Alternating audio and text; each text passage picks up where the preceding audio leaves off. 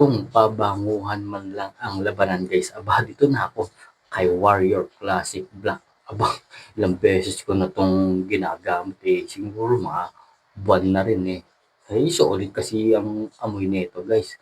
Aba, kada lalabas ka ba, may magsasabi ba diyan, "Ang pabango mo, ang bango, Siyempre, 'di ba, mapapagano'n, mapapalingon minsan guys. Kaya yung ganitong pabango ay solid talaga guys.